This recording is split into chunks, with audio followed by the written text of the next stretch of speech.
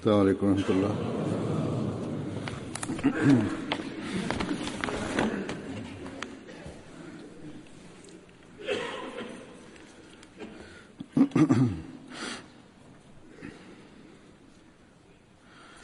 أشهد أن لا إله إلا الله وحده لا شريك له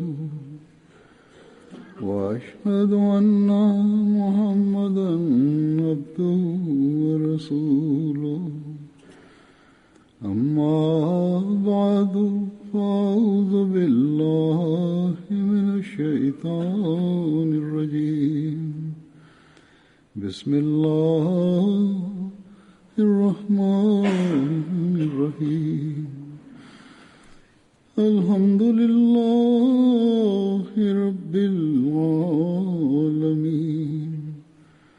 الرحمن الرحيم مالك يوم الدين إياك نعبد وإياك نستعين اهدنا الصراط المستقيم صراط الذين أنعمت عليهم غير المغضوب عليهم ولا الضالين.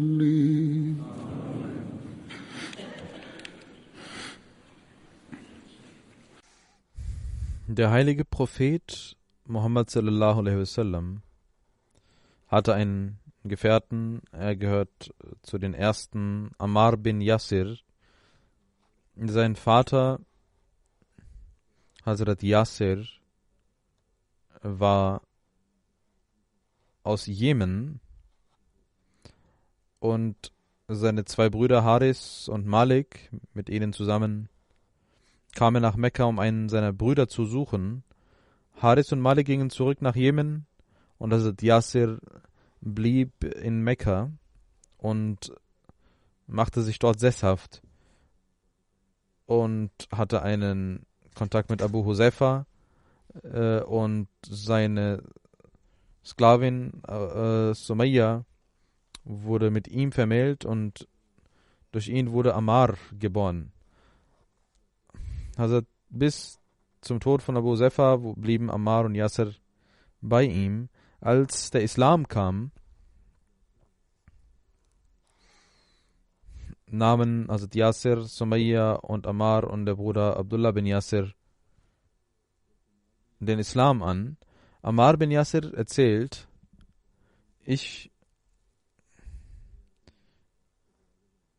traf Hazrat Suhaib Rumi am Tor von Dar Arqam und der heilige Prophet Muhammad sallallahu alaihi wasallam war auch dort und ich fragte, Suhaib, warum bist du gekommen? Suhaib sagte, was möchtest du? Was ist deine Absicht? Ich sagte, ich möchte zum Propheten Muhammad sallallahu alaihi wasallam gehen und seinen Worten lauschen. Suhaib sagte, ich möchte das Gleiche tun. Hazrat Ammar sagt, wir gingen zum heiligen Propheten Muhammad sallallahu alaihi wasallam.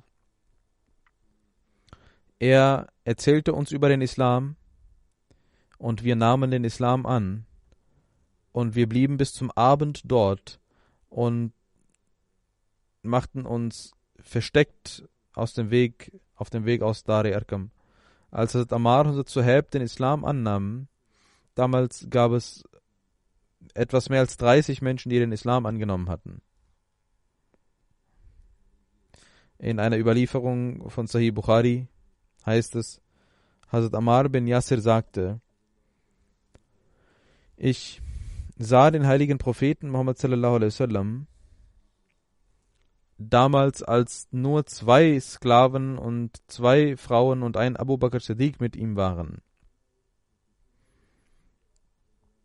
Hazrat Muslim Maud radhiyallahu ta'ala anhu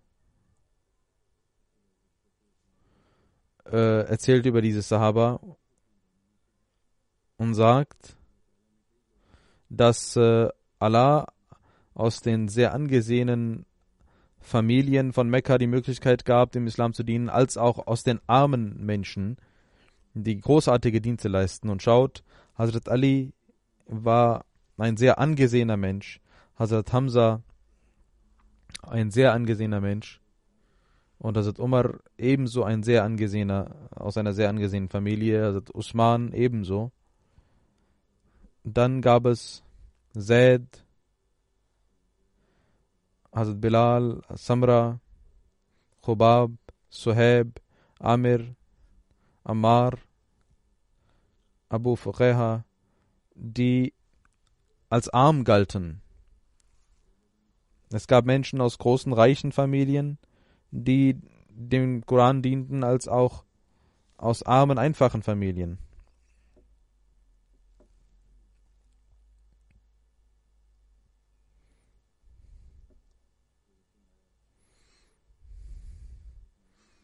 Er sagte, Hazrat Sumayya war eine Sklavin und Abu Jahl fügte ihr viel Leid zu.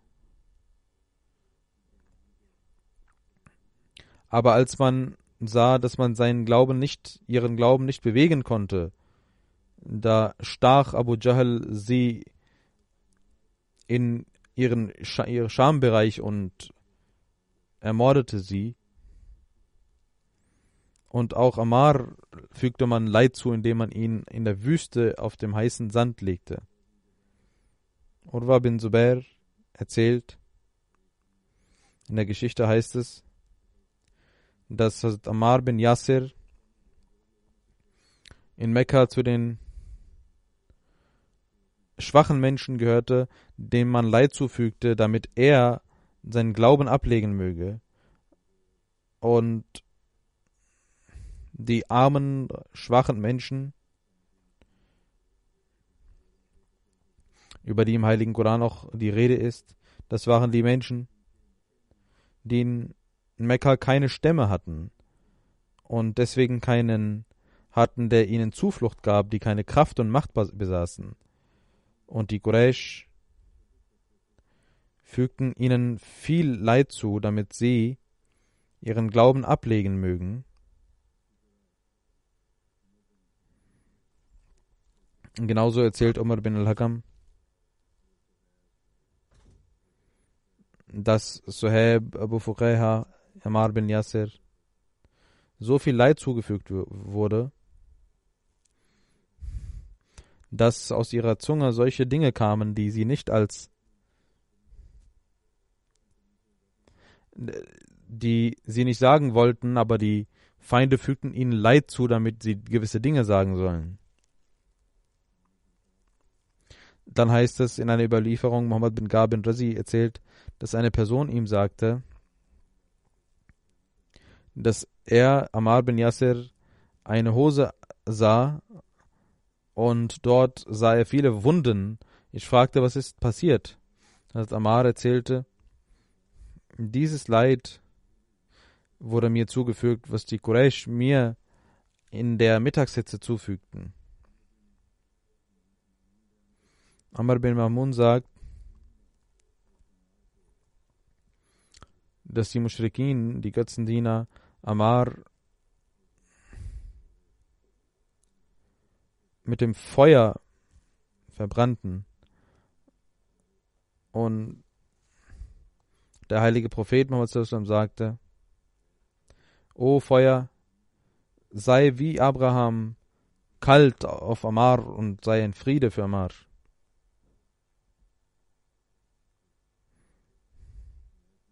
In einer Überlieferung heißt es, Hazrat Usman bin Affan berichtet, ich und der heilige Prophet Muhammad sallallahu alaihi wasallam waren in einem Tal in Mekka. Der heilige Prophet sallallahu alaihi wasallam hatte mich an der Hand gefasst und wir, Abu Ammar und seine Mutter, wir kamen zu denen und sahen, dass ihnen Leid zugefügt wird. Hazrat Yasir sagte, wird das immerzu passieren? Der heilige Prophet sallallahu alaihi wasallam sagte zu Yasir, sei geduldig, O Allah, und betete, O Allah, vergib den Nachkommen von Yasir und sicherlich hast du dies schon getan. Das heißt, der Allah hatte dem heiligen Propheten sallallahu alaihi wasallam gesagt, dass er ihn vergeben hatte. und ihnen wurde viel Leid zugefügt. In einer Überlieferung heißt es, der heilige Prophet Muhammad sallallahu alaihi wasallam kam an den Nachfolgern, an den Kindern von Ammar vorbei und ihnen wurde Leid zugefügt. Und er sagte, O Nachfolger von Ammar, seid froh, euch wird das Paradies verheißen.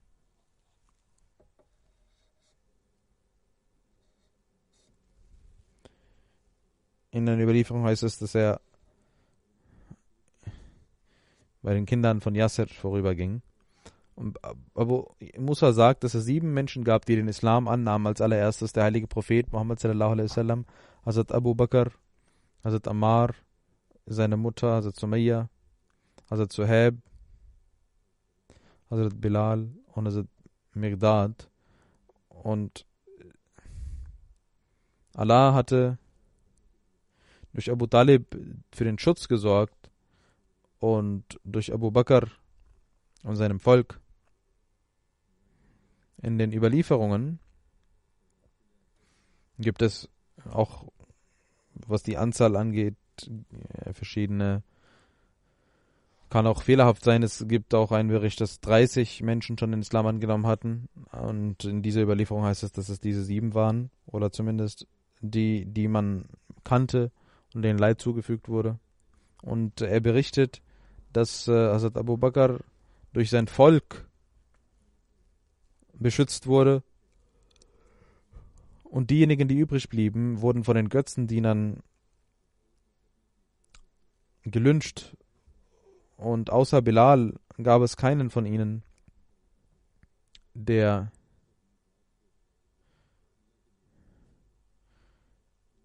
das tat, das nicht mehr tun konnte. Und Bilal hatte sich vollständig für Gott verkauft. Und er sagte Ahad, Ahad, als die Menschen ihn durch die Wüste von Mekka schleppten. Hazrat Ammar wurde im Wasser getränkt. Sein Kopf wurde unter Wasser getränkt. Das sind die gleichen Folter, die auch heutzutage auf der Welt passieren, um die Feinde zu bekämpfen. Es gibt einige Regierungen, die Gefangene nehmen und solche Qualen den Menschen zufügen, aber diesen Menschen wurde mindestens genauso viel angetan. Und in einer Überlieferung heißt es, dass der heilige Prophet sallallahu alaihi wasallam Ammar traf und Ammar weinte.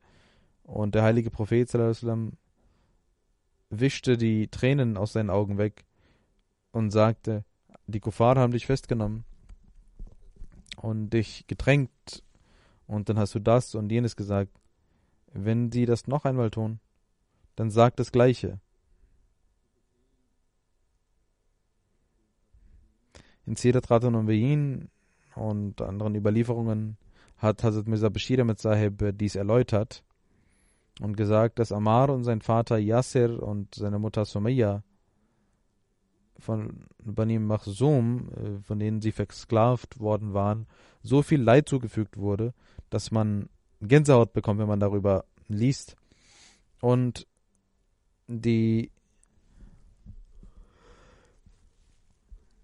diese Familie wurde gefoltert und der heilige Prophet sallallahu alaihi wasallam kam zu ihnen und sah sie und sagte voller Schmerz, Sabran ala Yasir, O Nachkommen von Yasir, seid geduldig. Seid geduldig. Allah hat euch deswegen das Paradies versprochen. Yasir verstarb in diesem Leid und die Frau von ihm, Sumayya, wurde mit einem Speer aufgeschlitzt und starb, und Ammar blieb übrig, der auch gelyncht und gefoltert wurde. Und er sagte, die Leute sagten, solange du den heiligen Propheten sallallahu alaihi wasallam nicht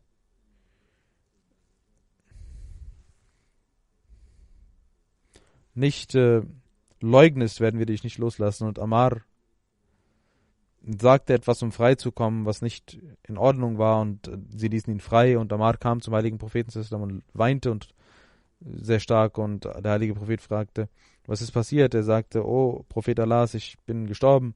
Die Menschen haben mir so viel Leid zugefügt, dass ich über sie solche Dinge sagen musste, die falsch waren, damit ich freikomme. Der heilige Prophet sagte, wie findest du dein Herz vor? Und er sagte, o Prophet Allahs, mein Herz ist genauso ein Gläubiger und in der Liebe Allahs und des Propheten versunken. Und der heilige Prophet sagte, dann macht es nichts. Allah wird deinen Fehler verzeihen. Der verheißene Messias a.s. hat in einem Buch, Chashma Marfat, Prakash Degvi, er hat ein Buch geschrieben, Swane Muhammadi, das Leben von Muhammad sallallahu alaihi wasallam. Und darüber hat er geschrieben. Der verheißene Messias a.s. schreibt,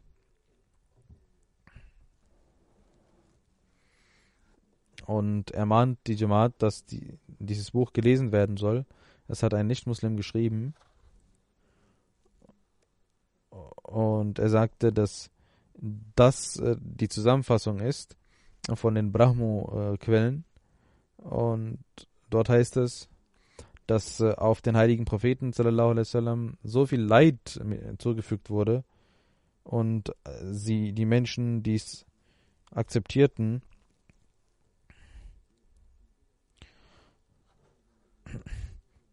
Der heilige Prophet Muhammad sallallahu alaihi wasallam konnte Leid über sich ergehen lassen, aber das Leid seiner Freunde konnte er nicht ertragen.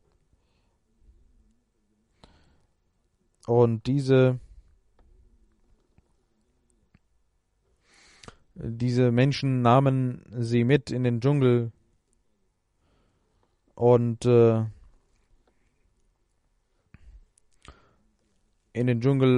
die Wüste und legten Felsen auf ihre Brust. Und viele starben daran. Einer dieser Menschen war Ammar, der aufgrund dieser Geduld, und er sagt, man sollte Hazrat Ammar sagen, er wurde auf den Boden gelegt und auf seine Brust wurden Steine gelegt, und man sagte ihm, er soll den heiligen Propheten beleidigen, und genauso wurde sein Vater behandelt. Seine Frau konnte dies nicht ertragen, und sie sagte, und sie wurde, diese unschuldige Frau, vor deren Augen ihr Ehemann und ihr Sohn gefoltert wurden, wurde so viel Leid zugefügt, dass es schwierig ist, darüber auch noch zu berichten. Und sie starb, diese aufrichtige Frau starb mit dieser Folter. Das hat der verheißene Messias al-Islam zitiert aus dem Buch von diesem Hindu, welches er über das Leben des heiligen Propheten al-Islam geschrieben hat.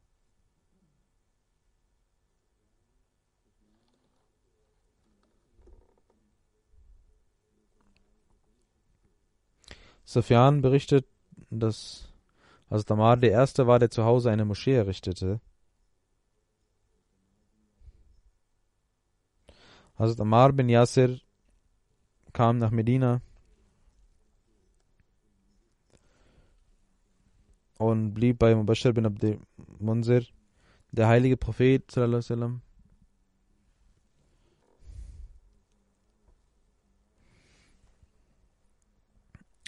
ließ Hazrat Ammar mit einem anderen Menschen verbrüdern, und der heilige Prophet Muhammad sallallahu alaihi wasallam gab ihm ein Grundstück. Ata bin Rabah sagt, dass Abu Salma und Salma auswanderten, und Hazrat Ammar bin Yasir war mit ihnen verbrüdert und ging mit ihnen. Hazrat Ammar war auch der Bruder, der von der gleichen Mutter die Milch trank. Und Ikrama sagt, dass Hazrat Abu Sa'id Khudri, du sollst zu Hazrat Abu Sa'id Khudri gehen und ihm zuhören. Wir gingen zu ihm. Er und sein Bruder waren in ihrem Garten, den sie bewässerten. Als sie uns sahen, kamen sie zu uns und blieben im Schneidersitz sitzen und sagten, wir holten Stein für Stein, als die Masjid Nabawi gebaut wurde. Und Ammar nahm immer 2 Steine immer mit. Und wir gingen zum heiligen Propheten sallallahu alaihi wasallam und er wischte den Sand aus dem Kopf von Ammar und sagte, wie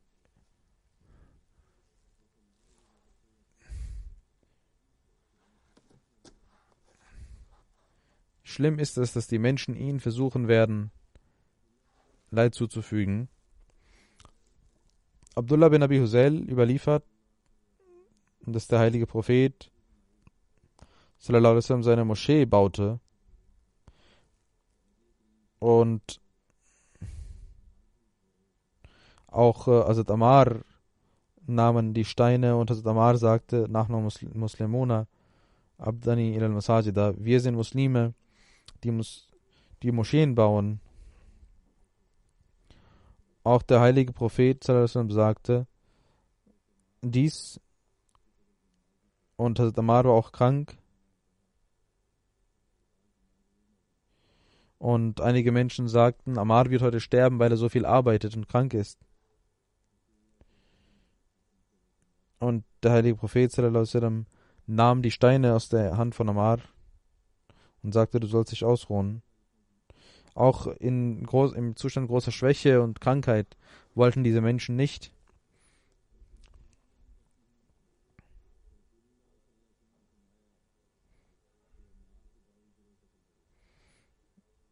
Und Hazrat Salma sagt, dass der heilige Prophet sallallahu alaihi wasallam sagte, dass die Rebellen ihn angreifen werden. Auch beim Bet Rizwan war er anwesend. Das Bet Rizwan ist das Bet, das bei der Versöhnung von Hudaybiyah, beim Friedensvertrag von Hudaybiyah durch den heiligen Propheten sallallahu alaihi wasallam von Hazrat Usman, der von ihm geschickt wurde, wurden dort aufgehalten von den Ungläubigen und es wurde bekannt gegeben, dass Hazrat Usman getötet wurde.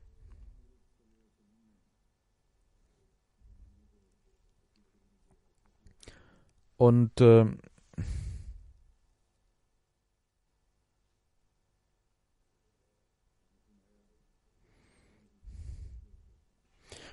der heilige Prophet sagte, ich möchte einen Eid abnehmen.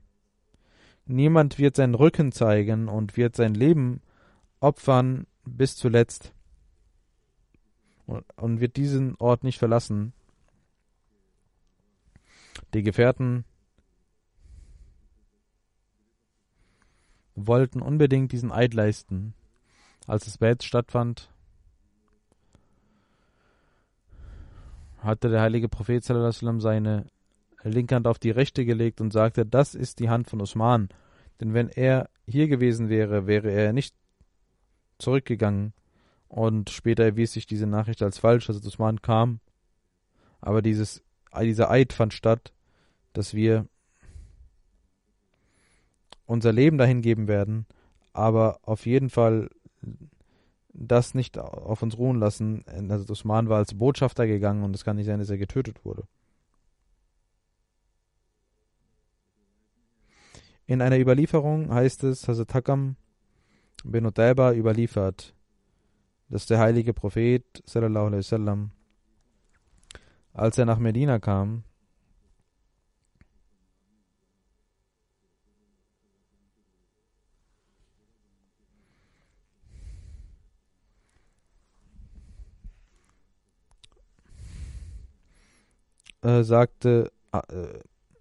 versammelte Hazrat Ammar einige Steine und legte den Grundstein für die erste Moschee Masjid al-Quba und Ammar baute diese. Hazrat Ibn Umar sagt, dass ich in dem Krieg von Yamama Ammar sah, dass er auf einen hohen Felsen ging und die Muslime rief. Er war sehr mutig und sagte, O Muslime, wollt ihr aus dem Paradies fliehen? Ich bin Ammar bin Yasser, kommt zu mir. Also Ibn Umar sagt, wir sahen, dass ein Ohr kaputt war und wackelte, aber er war beschäftigt in diesem Kampf.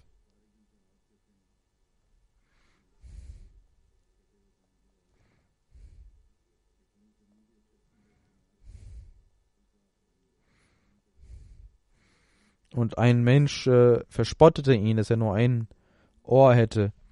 Und Hazrat Ammar sagte, du hast meinen guten Ohr als schlecht bezeichnet. Nämlich das Ohr, was auf dem Wege Allahs geopfert wurde. Du verspottest dieses Ohr. Das ist mein bestes Ohr, weil das auf dem Wege Allahs dahin gegangen ist. Also Khalid bin Walid sagt, dass ich mit Ammar diskutierte und etwas Strenges zu ihm sagte. Hazrat Ammar bin Yasser ging zum heiligen Propheten, um dies zu sagen. Auch ich ging dorthin. Und er beschwerte sich über mir beim heiligen Propheten und ich war hart. Und der heilige Prophet blieb ruhig und sagte nicht. Und das Ammar fing an zu weinen und sagte, sehen Sie nicht den Zustand von Khalid? Der heilige Prophet erhob seinen Kopf und sagte, wer sich mit Ammar verfeindet, der wird sich mit Allah verfeinden. Und wer gegen Ammar Argwohn verspürt, Allah wird gegen ihn Argwohn verspüren. Und Hazrat Khalid sagt, ich wollte unbedingt, dass Ammar mit mir zufrieden ist. Und Hazrat Khalid sagt, ich traf Ammar und bat um Verzeihung und er war zufrieden. An einer anderen Stelle heißt es darüber, Ashtar sagt,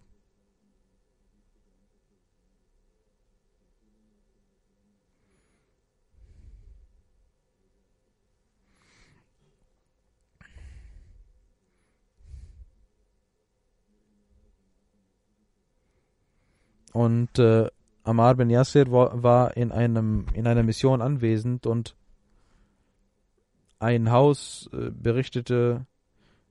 eine Familie berichtete über den Islam und jemand sagte, diese Menschen glauben an die Gotteseinheit und ich hörte nicht zu und behandelte sie genauso wie andere.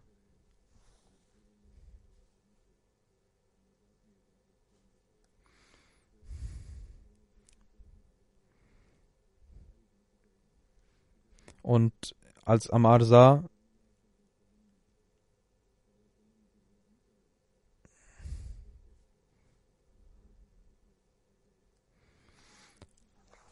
und Ammar weinte und also Khalid sagt, dass der heilige Prophet Muhammad sallallahu alaihi wasallam mich rief und sagte, O Khalid, du sollst Ammar nicht beleidigen, denn wer Ammar beleidigt, Allah wird sich bei ihm rächen.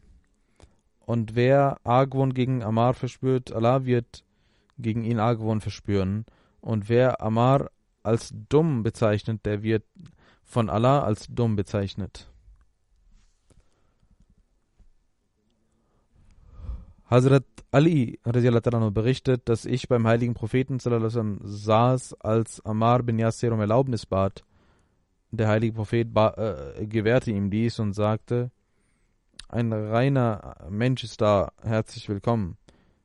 Das ist die Ehre, die der heilige Prophet ihm gab. Hazrat Aisha sagt, dass der heilige Prophet sagte,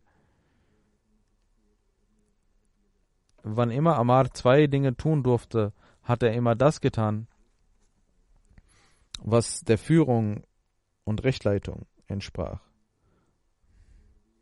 Hazrat Amr bin Sharabil berichtet, dass der heilige Prophet sagte, Ammar bin Yasser ist voller Glaube, er ist versunken im Glauben. Also Ammar bin Yasser gehört zu den Menschen, die Allah vor Satan beschützt hatte. Ibrahim berichtet von Alqama, er kam nach Scham, nach Syrien und jemand sagte zu ihm, dass Abu Darda sagt, gibt es eine Person, ist die Person unter euch da, die Allah vor Satan beschützte? Und der heilige Prophet sagte über Hazrat Ammar, dass er dies ist. Als der heilige Prophet Muhammad sallallahu alaihi wasallam Mekka zurückerobern wollte, wurde diese Mission geheim gehalten. Und obwohl die Gefährten sich darauf vorbereiteten, war es nicht bekannt, was passieren wird. Ein Gefährte, Atif bin Balda aus Badr,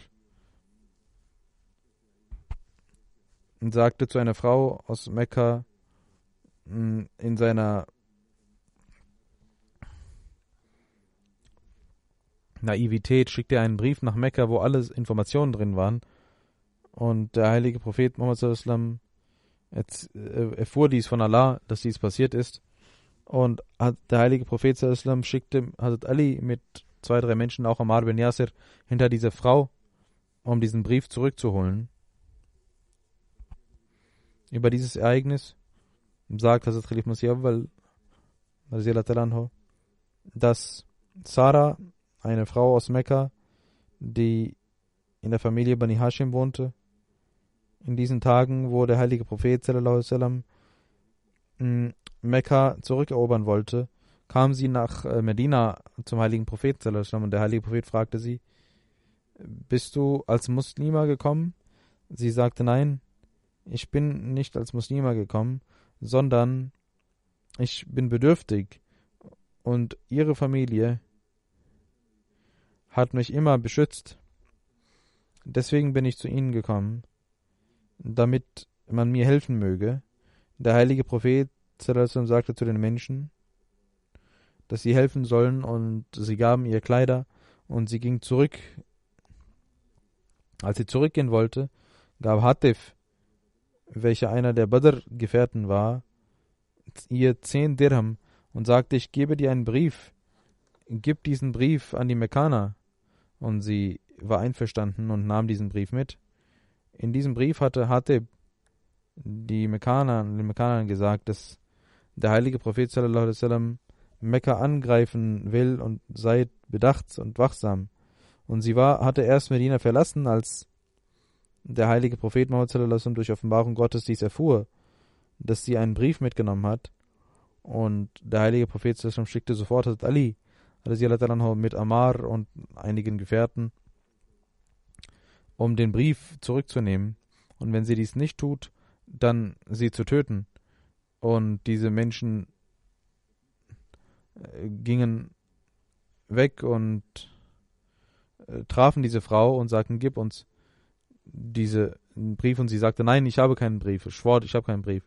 Und Hazrat Ali nahm sein Schwert und sagte: Gib den Brief. Wir wissen durch die Offenbarung Gottes, dass du einen Brief hast. Und sie gab den Brief aus ihren Haaren. Und man erfuhr, dass es von Hatib ist. Wurde Hatib gerufen. Der heilige Prophet sallallahu alaihi wasallam fragte ihn: Was hast du da gemacht? Er sagte: Ich schwöre bei Allah, solange ich geglaubt habe, habe ich nie den Unglauben gesehen. Es gibt niemanden, der in Mekka auf meine Menschen aufpasst. Von dem Brief wollte ich nur, dass die Ungläubigen meiner Familie nichts antun. Hazrat Umar wollte Hatib töten, aber der heilige Prophet sallallahu alaihi wasallam erlaubte dies nicht und sagte: Nein, Allah ist zufrieden mit den Gefährten von Badr und ihr dürft tun, ich habe euch vergeben. Diesen Fehler hatte er in seiner Unwissenheit getan. Er wollte nicht den Muslimen Schaden zufügen.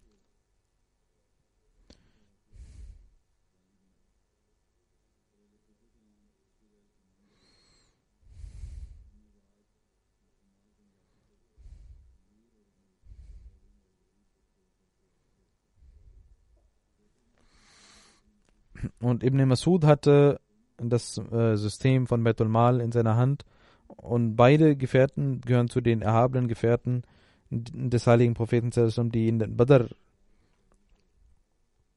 da waren, und ihr sollt beiden gehorchen. Hazrat Abdullah bin Masud sagt dies. Ich habe Usman bin Hunayf über euch gesetzt auf ein Gebiet,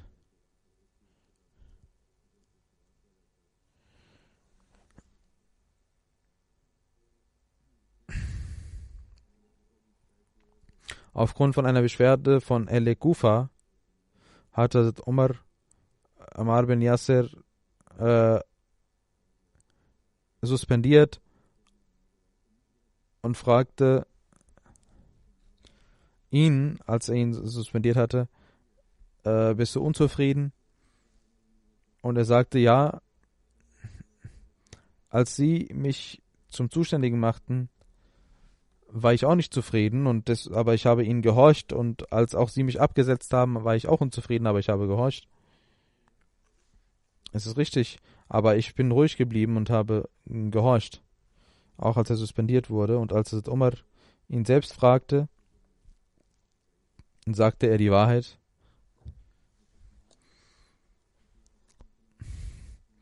Die Heuchler, die gegen Hazrat Usman Fitna verbreiteten, Hazrat Ammar bin Yasser war aufgrund seiner Einfachheit auch in ihrer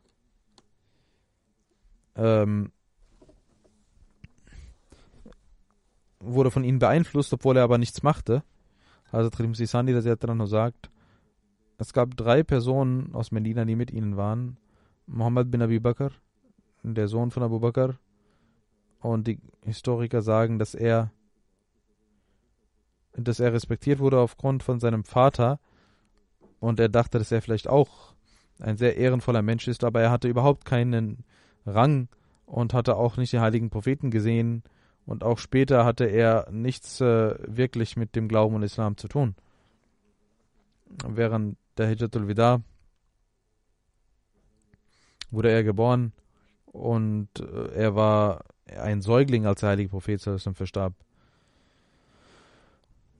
Im 4. Jahr verstarb sein Vater, Hazrat Abu Bakr, und er konnte auch nicht die Erziehung von Abu Bakr genießen. Die zweite Person war Muhammad bin Abi Huzaifa. Er war auch nicht einer der Gefährten. Sein Vater, Yamama, wurde getötet, und Hazrat Usman hatte ihn erzogen und seit der Kindheit ihn aufgezogen.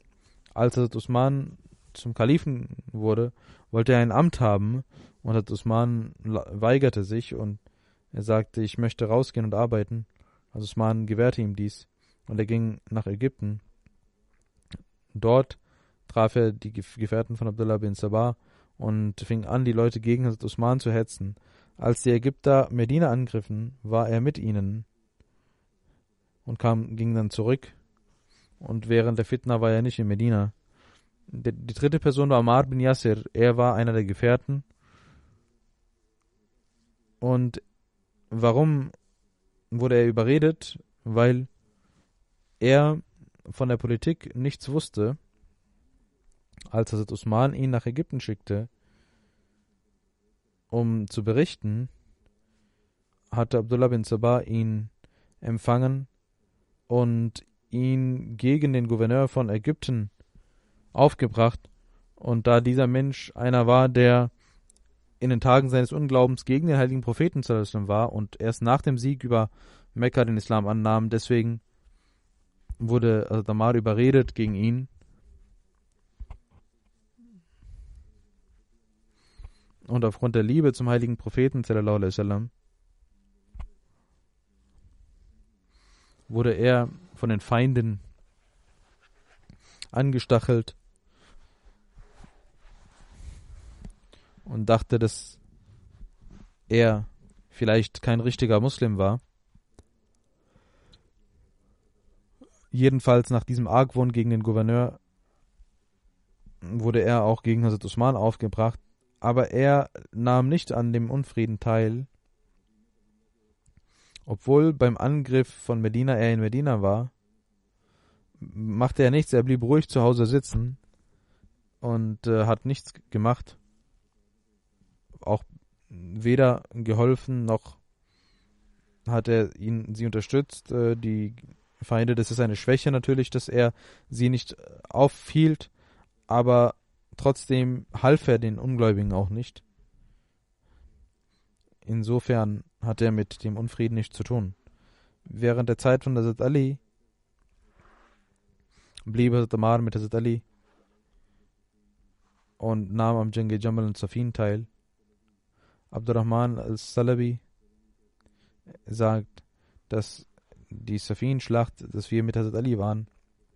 Und ich sah Ammar bin Yasir, egal wo er hinging, die Gefährten des heiligen Propheten gingen mit ihm und er war wie eine Flagge für sie. Abdullah bin Salama sagt, dass in der Schlacht von Safin ich Ammar bin Yasir sah. Das ist der Krieg zwischen Hazrat Ali und Amir Muawiyah, dem Gouverneur von Scham, von Syrien.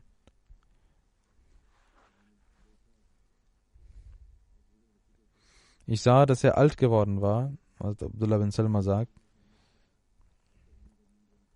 Er war sehr alt geworden. Ammar hatte einen Speer, seine Hand zitterte. Hazrat Ammar sagte, ich schwöre bei dem Wesen, das mich in seinen Klauen hat. Das ist der 4. Krieg, den ich führe. Wenn diese Menschen uns töten, auch dann werde ich denken, dass wir wahrhaftig sind und diese Menschen falsch. Abul Bakhtari sagt, dass während der Schlacht von Safin Ammar bin Yasir sagte, hole Milch. Und der heilige Prophet sallallahu hatte mir gesagt, das Letzte, was du trinken wirst, ist Milch. Und es wurde Milch geholt. Ammar trank aus der Milch und wurde in der Schlacht getötet.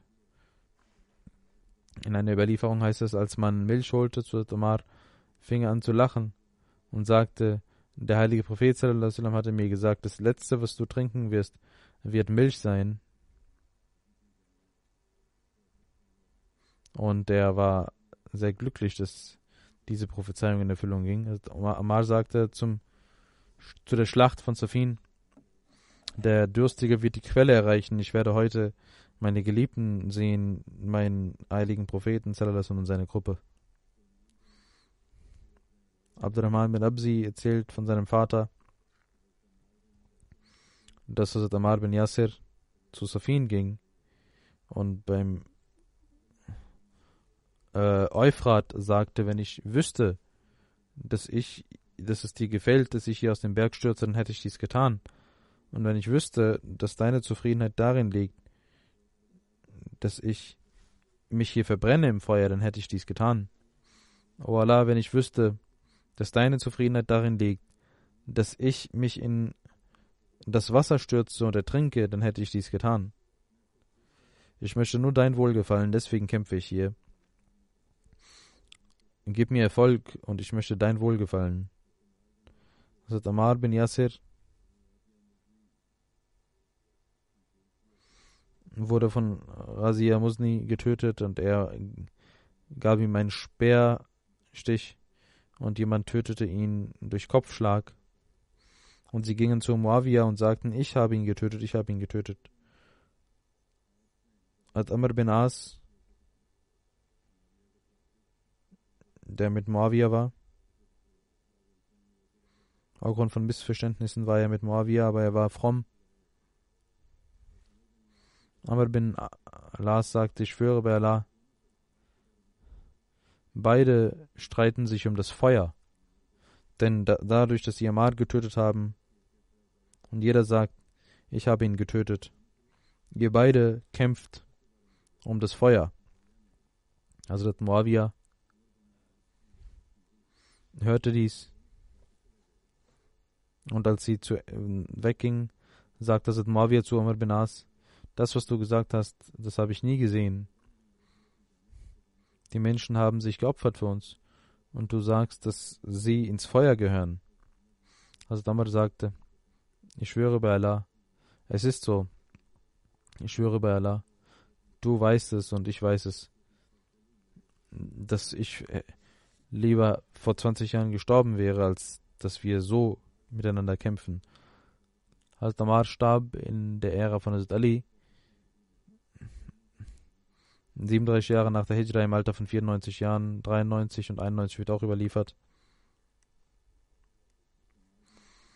Hazrat Ammar bin Yasir wurde in Safin begraben. Yahya bin Abis sagt, dass als Hazrat Ammar bin Yasir getötet wurde, sagte er, ich will in meinen Kleidern begraben werden.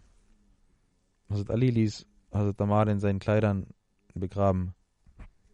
Abu Ishaq sagt, dass Hazrat Ali, Ammar bin Yasir und Hashim bin Utbah das Totengebet leitete und der ließ Ammar in seine Nähe und Hashim vor ihm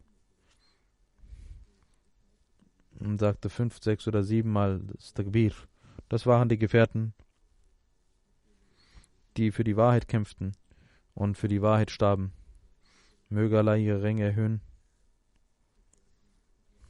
Es gibt auch weitere Überlieferungen, die ich in Zukunft inshallah überliefern werde.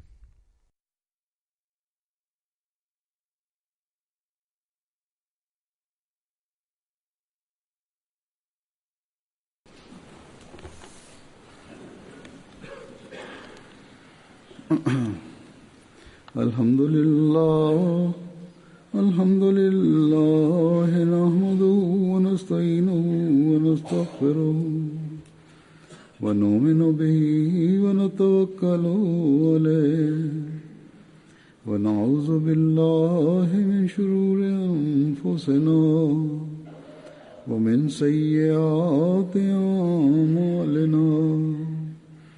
من يهده الله فلا مضل له ومن يضلل فلا هادي له ونشهد أن لا إله إلا الله ونشهد أن محمدا عبده ورسوله. عباد الله رحمكم الله، إن الله يأمر بالعدل والإحسان وإيتاء ذي القربى وينهى عن الفحشاء والمنكر والبغي يعظكم لعلكم تذكرون.